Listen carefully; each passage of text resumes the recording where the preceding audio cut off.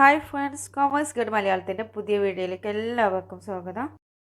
ഇന്ന് നമുക്ക് organisation structure എന്താണെന്നും ടൈപ്സ് ഓഫ് ഓർഗനൈസേഷൻ സ്ട്രക്ചർ ഏതൊക്കെയാണെന്നും ഡീറ്റെയിൽഡ് ആയിട്ട് നോക്കാം.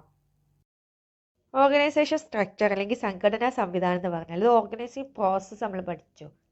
എന്താണ് ആദ്യം വർക്ക് ഐഡൻറ്റിഫൈ ചെയ്യുക, ഡിപ്പാർട്ട്മെൻറ്റലൈസേഷൻ ചെയ്യുക, പിന്നെ ഡ്യൂട്ടീസ് ഏതൊക്കെ ഐഡൻറ്റിഫൈ ചെയ്തിട്ട് അവരുടെ റിലേഷൻഷിപ്പൊക്കെ വ്യക്തമാക്കുക. ഇതിൻ്റെ റിസൾട്ടായിട്ടാണ് ഒരു ഓർഗനൈസേഷൻ സ്ട്രക്ചർ അല്ലെങ്കിൽ ഒരു സ്ഥാപനത്തിന് ഘടന ഫോം ചെയ്യുന്നത്. അതായത് ഒരു ഓർഗനൈസേഷൻ സ്ട്രക്ചർ എന്ന് പറഞ്ഞാൽ it is the framework within managerial and operational tasks are performed. ഒരു സ്ഥാപനത്തിലെ ഭരണപരമായിട്ടുള്ള കാര്യങ്ങളും അത് പ്രവർത്തനത്തിലേക്ക് കൊണ്ടുവരുന്നതുമായിട്ടുള്ള ടാസ്കും എങ്ങനെയൊക്കെയാണ് പെർഫോം ചെയ്യേണ്ടത് എന്ന് പറയുന്ന ഒരു ചട്ടക്കൂട് അല്ലെങ്കിൽ ഒരു രൂപരേഖ, അതിനെയാണ് ഓർഗനൈസേഷൻ സ്ട്രക്ചർ അല്ലെങ്കിൽ സംഘടനാ സംവിധാനം എന്ന് പറയുന്നത്. ഒരു സ്ഥാപനത്തിൻ്റെ വളർച്ചയ്ക്കനുസരിച്ച് ഈ ഓർഗനൈസേഷൻ്റെ ഘടനയിലും മാറ്റങ്ങൾ വരുത്തേണ്ടതായിട്ട് വരും. അതുപോലെ തന്നെ നല്ലൊരു എഫക്റ്റീവായിട്ടുള്ളൊരു ഓർഗനൈസേഷൻ സ്ട്രക്ചർ ഉണ്ടെങ്കിൽ അവിടെ പ്രോഫിറ്റബിലിറ്റി, അവരുടെ ലാഭക്ഷമത വർദ്ധിപ്പിക്കാനും കഴിയും. ഒരു ഓർഗനൈസേഷൻ സ്ട്രക്ചർ ആ സ്ഥാപനത്തിലെ വ്യക്തികളും അതുപോലെ തന്നെ അവിടുത്തെ പ്രവൃത്തികളും വിഭവങ്ങളും ഒക്കെ എങ്ങനെ പരസ്പരം ബന്ധപ്പെട്ട് പ്രവർത്തിക്കണമെന്ന് തീരുമാനിക്കുന്നു. അതുകൊണ്ട് തന്നെ ആ സ്ഥാപനത്തിലെ മാനേജ്മെൻറ്റിനും അതുപോലെ തന്നെ വർക്കേഴ്സിനും അവരുടെ ജോലി, അവരുടെ പ്രവർത്തനങ്ങൾ എന്തൊക്കെയാണെന്ന് മനസ്സിലാക്കിയിട്ട് സുഗമമായിട്ടത് മുന്നോട്ട് കൊണ്ടുപോകാൻ ഓർഗനൈസേഷൻ സ്ട്രക്ചർ ആ സ്ഥാപനത്തിൻ്റെ ഘടനയിലൂടെ സാധിക്കുന്നു. ഓർഗനൈസേഷൻ സ്ട്രക്ചറിൽ ഒരു പ്രധാനപ്പെട്ട ഘടകമാണ് സ്പാൻ ഓഫ് മാനേജ്മെൻറ്റ്, മാനേജ്മെൻറ്റിൻ്റെ വ്യാപ്തി. ഇതിൽ പറയുന്നത് number of subordinates that can be effectively managed by a superior. ഒരു സ്ഥാപനത്തിലെ മേലുദ്യോഗസ്ഥൻ അതായത് സുപ്പീരിയറിന് കാര്യക്ഷമമായി മേൽനോട്ടം വഹിക്കാൻ കഴിയുന്ന ജീവനക്കാരുടെ എണ്ണത്തെയാണ് സ്പാൻ ഓഫ് മാനേജ്മെൻറ്റ് എന്ന് പറയുന്നത്. അതായത് ഒരു സ്ഥാപനത്തിലെ സുപ്പീരിയർ മേലുദ്യോഗസ്ഥന് എത്ര സബോർഡിനേറ്റ്സിനെ, കീഴുദ്യോഗസ്ഥരെ മാനേജ് ചെയ്യാൻ കഴിയും, കാര്യക്ഷമതയോടുകൂടി മാനേജ് ചെയ്യാൻ കഴിയും എന്നതിനെയാണ് സ്പാൻ ഓഫ് മാനേജ്മെൻറ്റ് എന്ന് പറയുന്നത്. ഓരോ ബിസിനസ് സ്ഥാപനങ്ങളുടെ പ്രത്യേകതയ്ക്ക് അനുസരിച്ചും അതുപോലെ തന്നെ അവരുടെ പ്രവർത്തന ശൈലികൾക്കനുസരിച്ച് ഓർഗനൈസേഷൻ്റെ ഘടനയെ രണ്ടായി തരംതിരിച്ചിട്ടുണ്ട്: divisional structure and functional structure. First വണ്ണാണ് ഫങ്ഷണൽ സ്ട്രക്ചർ. ഫങ്ഷണൽ സ്ട്രക്ചർ എന്ന് പറഞ്ഞാൽ organisation design group similar or related job together.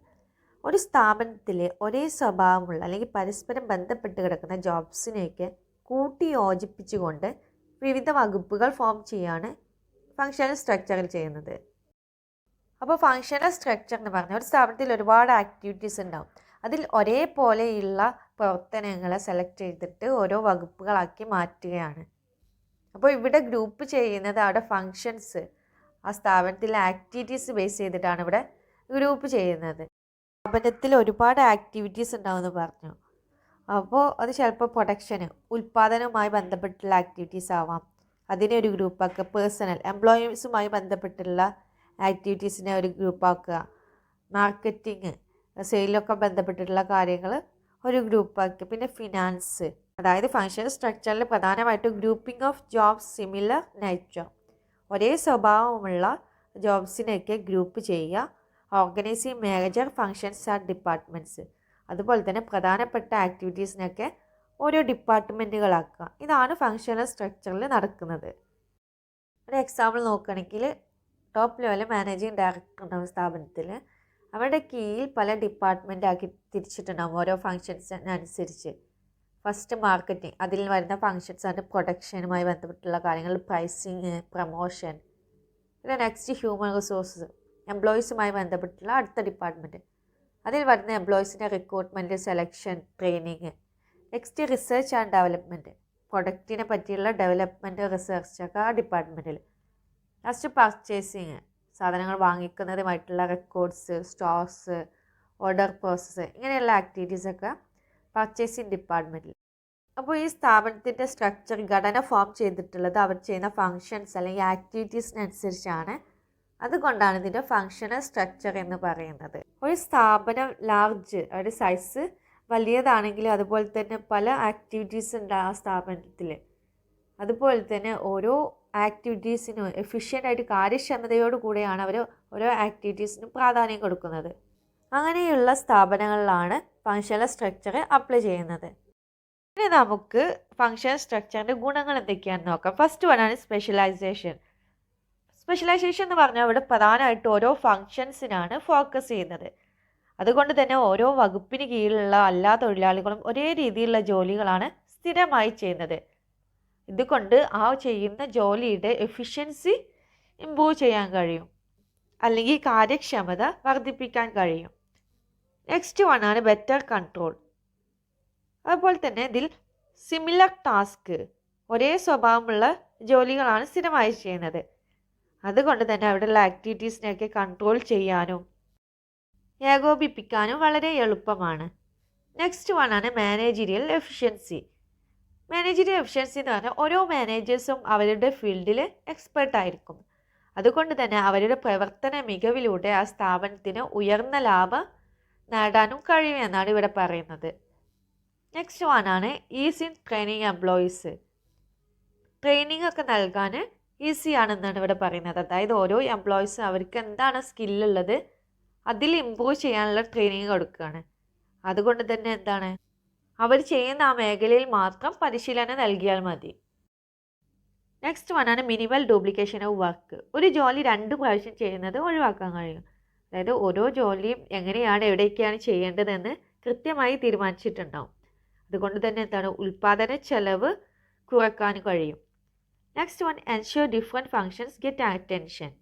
ഇവിടെ ഫങ്ഷൻസിനാണ് ഇമ്പോർട്ടൻ്റ് എന്ന് പറഞ്ഞു. അതുകൊണ്ട് തന്നെ ഓരോ വകുപ്പിനും അവയുടെ പ്രാധാന്യമനുസരിച്ച് പരിഗണന നൽകാൻ കഴിയുന്നുണ്ട് ഈ സ്ട്രക്ചറിൽ. Demerits of functional structure. Functional സ്ട്രക്ചറിൻ്റെ പരിമിതികൾ എന്തൊക്കെയാണെന്ന് നോക്കാം. First one, conflict of interest. സ്ഥാപനത്തിൽ അവരുടെ ആക്ടിവിറ്റീസിനനുസരിച്ച് ഡിപ്പാർട്ട്മെൻറ്റ് ചെയ്തിട്ടുണ്ടാവും. അപ്പോൾ ഓരോ ഡിപ്പാർട്ട്മെൻറ്റ്സും അവരുടെ ജോലി എന്താണോ അത് മെച്ചപ്പെടുത്താനാണ് ശ്രമിക്കുക. അത് മറ്റുള്ള ഡിപ്പാർട്ട്മെൻറ്റുകളുമായി താരതമ്യം ചെയ്യുമ്പോൾ അവിടെ അഭിപ്രായ വ്യത്യാസം ഉണ്ടാവാനുള്ള ചാൻസ് ഉണ്ട്. Next one, not emphasis on overall objectives. അപ്പോൾ ഡിപ്പാർട്ട്മെൻറ്റുകൾ തമ്മിൽ അഭിപ്രായ വ്യത്യാസവും തർക്കമൊക്കെ വരുമ്പോൾ അത് പൊതു ലക്ഷ്യത്തെ നെഗറ്റീവായിട്ട് ബാധിക്കും. നെക്സ്റ്റ് വണ്ണാണ് പ്രോബ്ലംസ് ഓഫ് കോർഡിനേഷൻ. അപ്പോൾ ഡിപ്പാർട്ട്മെൻറ്റിൽ തമ്മിലുള്ള അഭിപ്രായ വ്യത്യാസം ഉണ്ടാവാനുള്ള ചാൻസ് ഉണ്ടെന്ന് പറഞ്ഞു. അതുകൊണ്ട് തന്നെ എല്ലാ ഡിപ്പാർട്ട്മെൻറ്റിനെയും പരസ്പരം കോർഡീകരിച്ച് കൊണ്ടുവരിക അല്ലെങ്കിൽ ഏകോപിപ്പിച്ച് കൊണ്ടുവരിക എന്നുള്ളത് ഒരു ബുദ്ധിമുട്ടുള്ള കാര്യമാവും. Next one, restriction in managerial development. ഇവിടെ പറഞ്ഞു എന്താണോ അവർക്കുള്ള സ്കില്ല് അതിൽ മാത്രമാണ് മാനേജേഴ്സിന് ട്രെയിനിങ് ഒക്കെ ഉണ്ടാകുമ്പോൾ കോൺസെൻട്രേറ്റ് ചെയ്യാമെന്ന് പറഞ്ഞു. അതുകൊണ്ട് തന്നെ മാനേജേഴ്സിന് മറ്റുള്ള മേഖലകളെക്കുറിച്ചുള്ള അറിവ് ഇല്ലാതാവുകയും അതവരുടെ ഫ്യൂച്ചർ ഭാവിയിലേക്കുള്ള വളർച്ചയെ തന്നെ ബാധിക്കുകയും ചെയ്യും. നമുക്ക് ഡിവിഷണൽ സ്ട്രക്ചർ എന്താണെന്ന് നോക്കാം. Group activities on the base of products and divisions. ഇവിടെ പ്രവർത്തനങ്ങളൊക്കെ ഗ്രൂപ്പാക്കുന്നത് പ്രൊഡക്ട്സ് ഉൽപ്പന്നങ്ങൾക്കനുസരിച്ച് അല്ലെങ്കിൽ ഡിവിഷൻസ് ബിസിനസ് പ്രവർത്തിക്കുന്ന മേഖലകൾക്കനുസരിച്ചാവും. എന്നിട്ട് ഓരോ പ്രൊഡക്റ്റിൻ്റെയും അല്ലെങ്കിൽ ഡിവിഷനും ഓരോ ഹെഡ് ഉണ്ടാവും. അവരുടെ താഴെയാവും ഓരോ separate department, marketing, finance, production എന്നൊക്കെ പറഞ്ഞിട്ട് സെപ്പറേറ്റ് ഡിപ്പാർട്ട്മെൻറ്റ് ഉണ്ടാവുക. ഒന്നിലധികം ഉൽപ്പന്നങ്ങൾ ഉണ്ടാക്കുന്ന കമ്പനികളാവും ഇങ്ങനത്തെ സ്ട്രക്ചർ ഫോളോ ചെയ്യുക. ഒരു എക്സാമ്പിൾ പറയുകയാണെങ്കിൽ റിലയൻസ്, അവർക്ക് കമ്മ്യൂണിക്കേഷൻ ഡിവൈസസ് ഉണ്ട്, ടെക്സ്റ്റൈൽസ് ഉണ്ട്, ഫുട്വെയർ ഉണ്ട്. അപ്പോൾ ഓരോ പ്രൊഡക്റ്റിനും സെപ്പറേറ്റ് ഹെഡ് ഉണ്ടാവും. അതിൻ്റെ കീഴിലാവും പിന്നെ മാർക്കറ്റിംഗ്, പ്രൊഡക്ഷന്, ഫിനാൻസ് എന്നൊക്കെ പറഞ്ഞിട്ടുള്ള ആക്ടിവിറ്റീസിനെ ഡിപ്പാർട്ട്മെൻറ്റായിട്ട് മാറ്റിയിട്ടുണ്ടാവുക. ഇപ്പോൾ ഡിവിഷൻ്റെ കേസിൽ പറയുകയാണെങ്കിൽ ചില സ്ഥാപനങ്ങൾക്ക് എന്താ പല സ്ഥലത്ത് സൗത്ത്, ഈസ്റ്റ്, നോർത്ത്, വെസ്റ്റ് എന്നൊക്കെ പറഞ്ഞിട്ട് ഓരോ ഭാഗങ്ങളിൽ അവർക്ക് ബിസിനസ് ഉണ്ടാവും. അപ്പോൾ അതിന് ഓരോ ഹെഡും അതിൻ്റെ കീഴിലാവും ബാക്കിയുള്ള ഫങ്ഷൻസ് പെർഫോം ചെയ്യുന്ന ഡിപ്പാർട്ട്മെൻറ്റ് ഉണ്ടാവും. മാർക്കറ്റിംഗ്, പേഴ്സണൽ, ഫിനാൻസ്, പ്രൊഡക്ഷൻ എന്നൊക്കെ പറഞ്ഞിട്ടുള്ള ഡിപ്പാർട്ട്മെൻറ്റ്സിന് അതിൻ്റെ കീഴിലാണ് ഉണ്ടായിരിക്കുക. അപ്പോൾ ഡിവിഷണൽ സ്ട്രക്ചർ എന്ന് പറഞ്ഞാൽ അവിടെ പ്രൊഡക്ട്സിനനുസരിച്ച്, ഉൽപ്പന്നങ്ങൾക്കനുസരിച്ച് അല്ലെങ്കിൽ ഡിവിഷൻസ് പ്രദേശങ്ങൾക്കനുസരിച്ച് ആവും ആക്ടിവിറ്റീസിനെ അല്ലെങ്കിൽ ഫങ്ഷൻസിനെ ഗ്രൂപ്പാക്കി തിരിച്ചിട്ടുണ്ടാവുക. അപ്പോൾ ഡിവിഷണൽ സ്ട്രക്ചർ സ്യൂട്ടബിൾ ആയിട്ടുള്ളത് business produce large variety of products. പലതരത്തിലുള്ള ഉൽപ്പന്നങ്ങൾ ഉണ്ടാക്കുന്ന കമ്പനികൾ അവർ പലതരത്തിലുള്ള റിസോഴ്സസ് ഉപയോഗിച്ചിട്ടാണ് അവർ പ്രൊഡക്ഷൻ നടത്തുന്നത്. അങ്ങനെയുള്ള കമ്പനികൾക്കൊക്കെയാണ് ഡിവിഷണൽ സ്ട്രക്ചർ അനുയോജ്യമായിട്ടുള്ളത്. അപ്പോൾ ഡിവിഷണൽ സ്ട്രക്ചറിന് എക്സാമ്പിൾ പറയുകയാണെങ്കിൽ മാനേജിങ് ഡയറക്ടർ സ്ഥാപനത്തിൻ്റെ മുകളിലുണ്ടാവും. അതിൻ്റെ താഴെ പലതരത്തിലുള്ള പ്രൊഡക്ട്സ് എന്ന് പറഞ്ഞു. ഹൗസ് ഹോൾഡ് ഐറ്റംസ് ഉണ്ടാവും, അതുപോലെ തന്നെ textiles, communication, oil and gas, ഇങ്ങനെ സെപ്പറേറ്റ് ഐറ്റംസ്. ഇങ്ങനെ ഓരോ ഐറ്റംസിനും എന്താണ് സെപ്പറേറ്റ് ആയിട്ട് marketing, human resource, research and development, purchase, അങ്ങനെ സെപ്പറേറ്റ് ഡിപ്പാർട്ട്മെൻറ്റുകൾ ഫോം ചെയ്യും. ഇപ്പോൾ ഹൗസ് ഹോൾഡ് ഐറ്റംസിനാണെങ്കിലും ഇതേപോലെ തന്നെ അവരുടെ കീഴിൽ എന്താണ് ഓരോ ഡിപ്പാർട്ട്മെൻറ്റ്സ് സെപ്പറേറ്റ് ഫോം ചെയ്യും.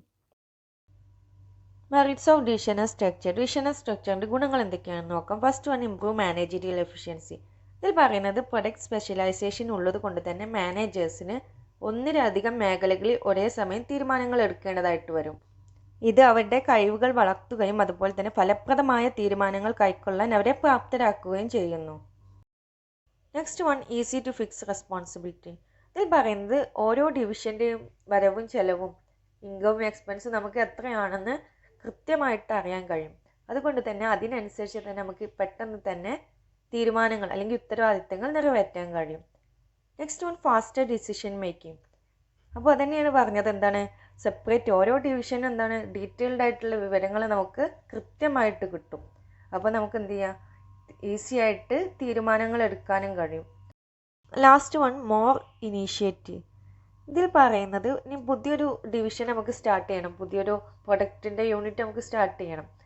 അപ്പോൾ അത് മറ്റുള്ള യൂണിറ്റുകളുടെ ഒന്നും പ്രവർത്തനത്തെ ബാധിക്കാതെ തന്നെ പുതിയ ആളുകളെ നിയമിച്ച് ആ പുതിയ ഡിവിഷനെ നമുക്ക് മുന്നോട്ട് കൊണ്ടുപോകാൻ കഴിയും. Demerits of divisional structure. Divisional സ്ട്രക്ചറിൻ്റെ പരിമിതികൾ. First one, conflict. ഇതിൽ പറയുന്നത് ഓരോ ഡിവിഷൻസിനും ആവശ്യമായിട്ടുള്ള ഫണ്ട് പ്രൊവൈഡ് ചെയ്യുന്ന സമയത്ത് ചില ഡിവിഷൻസിന് കൂടാം, ചില ഡിവിഷന് കുറയാം. അപ്പോൾ അവിടെ ഒരു തർക്കം ഉണ്ടാവാനുള്ള ചാൻസ് ഉണ്ട്. അതുപോലെ തന്നെ ചില ഡിവിഷൻസ് എന്ത് ചെയ്യും, മറ്റുള്ള ഡിവിഷനുകളുടെ ചെലവിൽ അവരുടെ ലാഭം വർദ്ധിപ്പിക്കാൻ വേണ്ടി ശ്രമിക്കും. അതൊക്കെ കോൺഫ്ലിക്റ്റിലേക്ക് ലീഡ് ചെയ്യുന്ന പറയുന്നത്. ഒരു എക്സാമ്പിൾ പറയണമെങ്കിൽ ഓരോ ഡിവിഷനും പ്രത്യേകമായിട്ട് അഡ്വർടൈസിങ് നൽകുകയാണ്. അത് ഡ്യൂപ്ലിക്കേഷൻ ഓഫ് വർക്ക് ഉണ്ടാക്കാനുള്ള ചാൻസ് ഉണ്ട്. അതായത് ഒരു ഡിവിഷൻ ചെയ്ത കാര്യം മറ്റേ ഡിവിഷന് അതേസമയം ചെയ്യുകയാണ്. ലാസ്റ്റ് വണ്ണാണ് ഇഗ്നോറിങ് ഓഫ് ഓർഗനൈസേഷൻ ഇൻട്രസ്റ്റ്. ഇതിൽ പറയുന്നത് ഓർഗനൈസേഷൻ്റെ പൊതുവായിട്ടുള്ള ലക്ഷ്യത്തെ ഒഴിവാക്കിയിട്ട് ഓരോ ഡിവിഷനും അവിടെ എന്താണോ അവർക്ക് നേടിയെടുക്കേണ്ടത് അതിൽ മാത്രം അവർ കോൺസെൻട്രേറ്റ് ചെയ്യുക. അപ്പോൾ അവർ ഡിവിഷനിൽ ചെയ്യുന്ന കാര്യങ്ങൾ മെച്ചപ്പെടുത്താൻ ശ്രമിക്കും, ഓർഗനൈസേഷൻ്റെ പൊതുവായ ലക്ഷ്യത്തെ അവർ മറക്കുകയും ചെയ്യും. ഈ ഫങ്ഷണൽ സ്ട്രക്ചറും ഡിവിഷണൽ സ്ട്രക്ചറും തമ്മിലുള്ള ഡിഫറൻസ്, വ്യത്യാസം എന്തൊക്കെയാണെന്ന് നോക്കാം. ഫസ്റ്റ് വൺ, ഫോർമേഷൻ, അത് രൂപീകരണം. ഫങ്ഷണൽ സ്ട്രക്ചറിൻ്റെ ഫോർമേഷൻ എന്ന് പറയുന്നത് അതിൻ്റെ ഫങ്ഷൻസ്, പ്രവർത്തനങ്ങൾ അടിസ്ഥാനമാക്കിയാണ് രൂപീകരണം. ഡിവിഷണൽ സ്ട്രക്ചറിലാണെങ്കിലോ പ്രൊഡക്റ്റ് ലൈൻ, അവിടെയുള്ള ഉൽപ്പന്നങ്ങൾ അടിസ്ഥാനമാക്കിയിട്ടാണ് ഫോം ചെയ്യുന്നത്. സപ്പോർട്ടഡ് ബൈ ഫങ്ഷൻസ്, അതിൻ്റെ കീഴിലാവും ബാക്കിയുള്ള ഫങ്ഷൻസ് ഒക്കെ വരുന്നത്. Next one, specialisation. ഫങ്ഷണൽ സ്ട്രക്ചറിൽ സ്പെഷ്യലൈസേഷൻ വന്ന് ഫങ്ഷൻ ചെയ്യുന്ന പ്രവർത്തനങ്ങൾ, ആക്ടിവിറ്റീസ് ആണ്, ഫങ്ഷൻസ് ആണ് അവിടെ സ്പെഷ്യലൈസ് ചെയ്യുന്നത്. ഡിവിഷണൽ സ്ട്രക്ചറിലാണെങ്കിലോ പ്രൊഡക്റ്റ്, ഉൽപ്പന്നത്തിനാണ് അവിടെ സ്പെഷ്യലൈസേഷൻ കൊടുക്കുന്നത്. Next one, cost. ഫങ്ഷണൽ സ്ട്രക്ചറിൽ കോസ്റ്റ് കുറയാനുള്ള ചാൻസ് ഉണ്ട്. അവിടെ ഫങ്ഷൻസ് ഡ്യൂപ്ലിക്കേഷന് ചാൻസ് കുറവാണ്. ഒരു പ്രവൃത്തി ഒന്നിലധികം തവണ ചെയ്യാനുള്ള ചാൻസ് കുറവാണ്. പക്ഷേ ഡിവിഷൻ സ്ട്രക്ചറിൽ എന്താണ്, ഒന്നിലധികം ഡിവിഷൻസ് ഉണ്ടാവും. അപ്പോൾ ഒരു ഡിവിഷനിൽ ചെയ്ത കാര്യം തന്നെ മറ്റുള്ള ഡിവിഷനിലും ചെയ്യാനുള്ള ചാൻസ് ഉണ്ട്. അതുകൊണ്ട് തന്നെ അവിടെ എന്താണ്, കോസ്റ്റ്ലി, ചിലവ് കൂടുതലായിരിക്കും. Next one, coordination. Functional structure ആണെങ്കിൽ അവിടെ ഒന്നിലധികം ഉൽപ്പന്നങ്ങൾ ഉണ്ടാക്കുന്ന കമ്പനി ആണെങ്കിൽ അവർക്ക് അവിടെ പ്രവർത്തനങ്ങളെ ഏകോപിപ്പിച്ച് കൊണ്ടുവരിക എന്നുള്ളത് ഒരു ബുദ്ധിമുട്ടായിട്ടുള്ള കാര്യമാകും. എന്നാൽ ഡിവിഷണൽ സ്ട്രക്ചറിലാണെങ്കിലോ ഒരു ഉൽപ്പന്നവുമായി ബന്ധപ്പെട്ടിട്ടുള്ള എല്ലാ കാര്യങ്ങളും ഒരു ഡിവിഷൻ്റെ കീഴിൽ കൊണ്ടുവരികയാണ്. അതുകൊണ്ട് തന്നെ അവിടെ കോർഡിനേഷന് എളുപ്പമാവും. നെക്സ്റ്റ് വൺ, റെസ്പോൺസിബിലിറ്റി, ഉത്തരവാദിത്വം. ഫങ്ഷണൽ സ്ട്രക്ചർ പറയുന്ന ഒരു പ്രത്യേക ഡിപ്പാർട്ട്മെൻറ്റിന് മാത്രം നമ്മൾ ഉത്തരവാദിത്വം ഏൽപ്പിക്കുക എന്നുള്ളത് അത് ബുദ്ധിമുട്ടായിട്ടുള്ള കാര്യമാണ്. ഡിവിഷണൽ സ്ട്രക്ചറിലാണെങ്കിൽ ഓരോ ഡിവിഷൻ്റെയും പെർഫോമൻസ് മനസ്സിലാക്കിയിട്ട് തീരുമാനങ്ങൾ എടുക്കാനും അതുപോലെ തന്നെ ഉത്തരവാദിത്തങ്ങൾ കൊടുക്കാനും ഈസിയാണ്. നെക്സ്റ്റ് വൺ ആണ് മാനേജീരിയൽ ഡെവലപ്മെൻറ്റ്. ഫങ്ഷണൽ സ്ട്രക്ചറിലാണെങ്കിൽ അവരുടെ മാനേജേഴ്സിന് അവരുടെ സ്കില്ലൊന്നും ഡെവലപ്പ് ചെയ്യാനുള്ള ചാൻസ് കുറവായിരിക്കും. പക്ഷേ ഡിവിഷണൽ സ്ട്രക്ചറിലാകുമ്പോൾ ഒരു മാനേജറിന് തന്നെ ഒന്നിലധികം മേഖലകളിലെ കാര്യങ്ങൾ തീരുമാനമെടുക്കേണ്ടതായിട്ട് വരും. അതുകൊണ്ട് തന്നെ അവർക്ക് എന്താണ്, അവരുടെ അവർക്കുള്ള സ്കില്ല് ഇമ്പ്രൂവ് ചെയ്യാനും കഴിയും. താങ്ക്സ് ഫോർ വാച്ചിങ് വീഡിയോ ഉപകാരപ്രദമായെങ്കിൽ സബ്സ്ക്രൈബ് ചെയ്യുക, ഷെയർ ചെയ്യുക, കമൻറ്റ് ചെയ്യുക.